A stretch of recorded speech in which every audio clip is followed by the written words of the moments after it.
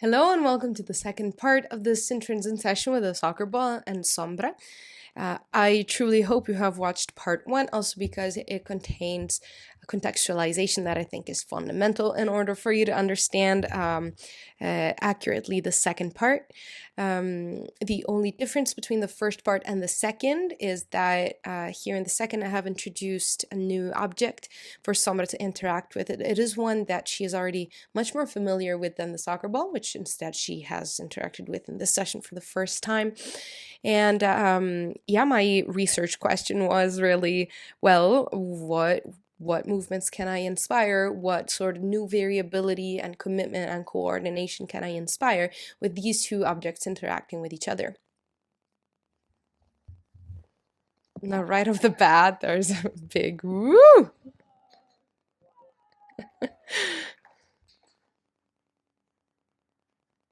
Freeze moment.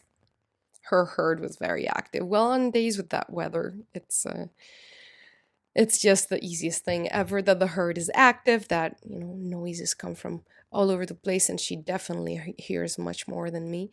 Now here I was trying in the same way that I tried in part one to see what impact the target might have over her head as opposed to under. She didn't seem, it seemed to be okay, whatever, I'll consider it sort of attitude. And then she got frozen again, looking at her herd and at them moving away far to the back. Sombra is very big in herd life. She wants to be very involved, but again, on days like these, it's in particular, she needs to know what's going on. Because she just doubts that she'll survive every other second. This is just how she's neurally wired. She decides to go and interact with the ball. It likely seemed easier for her than to interact with the target. I was really glad that here she kind of, I want to say, caught herself to, to kind of exaggerate it. And interacted with me instead of connecting with her fear. And here was one of her longer sequences to date at the time, so last year, of passionate movement where I didn't click on that little spin that she did by the obstacles, and I just let the sequence continue, and she offered so much more. It made me very proud, and it definitely contained movements that she hadn't performed with me, maybe ever. I can't say, I don't spend all of my day with her, but I hadn't seen that in the arena ever. So it's sure, I should have mentioned that I did have a third element as part as part of the session, the soccer ball, the target, and my dog, who was like, she is the most intrinsically motivated being I have ever met.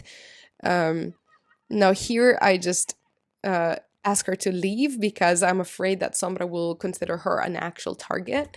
But it just makes me smile so much, the amount of novelty that her presence inspires in Sombra.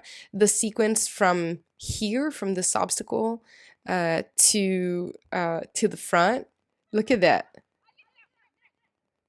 That sort of stompy, suspended trot with the head down and the neck arched. That was beautiful.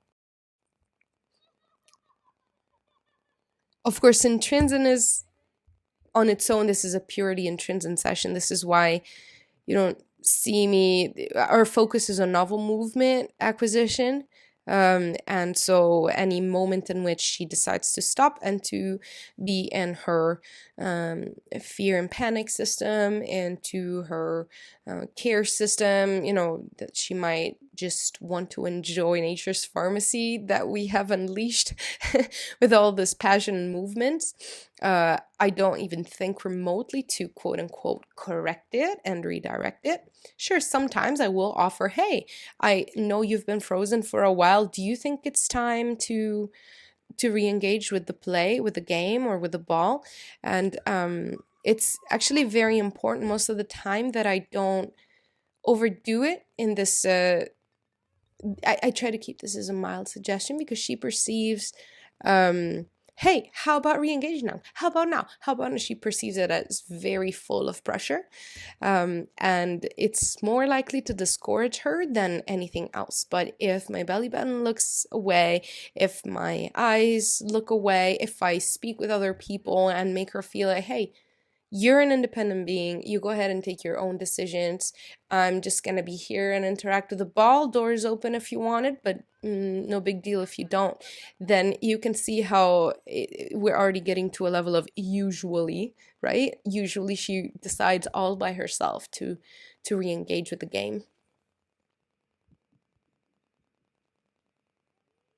Sometimes when she's able to move from her fear system into the play um, and seeking and a little tiny bit of rage, if you will, when she gets really mad at something that's moving very fast away from her. She wants to stop it with her feet, but just very mild. If it's too much, then we just tend to not consider it. It just doesn't add as a full positive to how she feels in that moment in terms of emotional system. And so yeah, I when she will go from panic, like right now, let's say she's in her panic system, she's making an evaluation. Should I just leave? Should I just fly away? Should I take myself to safety? My entire herd is moving away. And all of a sudden she refocuses on the game. I will often reward her for very few and not overly engaged movements because that's not what I'm rewarding in that moment. In that moment, I'm just rewarding the shift of her focus into more self-efficacy and more play, more positive positive emotional systems. And positive is not my judgment. I'm talking about Jaak Panksepp's research. It's always fun to hear your own voice with these. Wow. Yeah, I did not even remember this leap. It was quite awesome. It was also novel, at least as far as I know. You see how many novel movements you can activate in one single session, even one where, for a person, well, I tend to say a person, a horse like Sombra, this is a lot of connection. But still, all in all, there's a lot of sympathetic nervous system activation, right? A lot of survival mode, if you will. So, but there's still a lot of movement. When emotions are high, even passion can be high, right? And she had a lot of the ADs all by herself. Now, this is one of the bigger movement sessions, right? Intrinsic sessions don't always need to be at all big or fast movements. That's not in any way a requirement. There's so many things you can do within Intrinsic to spark novel movement, and engaged movement doesn't always have to be fast. It can definitely be very coordinated. Wow. Yeah, her rears at the time were not very solid, so this was a big deal for her. Now look at her herd running like the wind. Here she was really connected with them, and she started to move around. But despite that, she was still able to give some moments of play, and that made me again really proud of her. That's very hard for her. So here's another moment of let's say panic in her panic emotional system, but she reconnects, right? I let her know that there's an option to reconnect. I get Miss Nora. I forgot what happened here. Oh yeah, she was still a little afraid. I get our photographer Nora a wand just in case she feels like she needs to make her space really clear and known and move some air in front of her, though she didn't really need to eventually, I don't think. But and here we resume the session.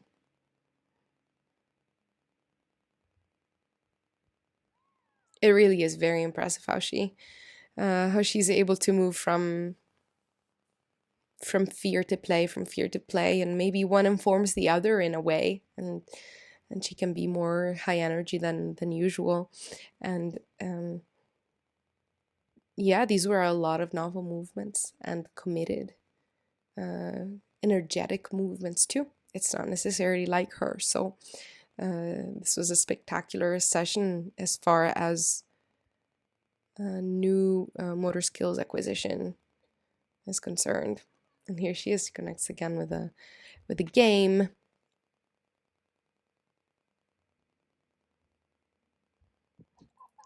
I think here she reared. We have a photo of that moment. This coming one is an incredible sequence that she made up all by herself. I did not inform it in any way, and it's the first time she offered it. This hop that you're gonna see kind of became her signature hop. And again, it's all, we'd say in Italian, flower of her own bag. So here she, oh no, it's coming. It hasn't happened yet. This was still a rear. But this sort of targeting the target with her feet, it gave her ideas. And that's one of the things I adore about a creative horse with autonomy in the intrinsic realm. They just go and think of stuff that you wouldn't think of by yourself. So we keep going forward, and she keeps kind of hopping, hop, hop, hop. But it's not really a rear. It's not even a half rear.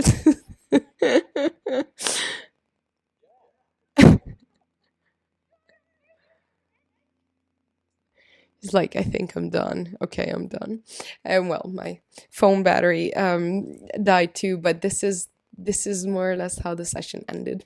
We then said goodbye, and I took her back to her herd, which she was very happy to be amongst. And I hope this gave you insights into our one of our intrinsic sessions. There's none like the other, but make sure you ask us any question you might have. And see you in the next video. Bye.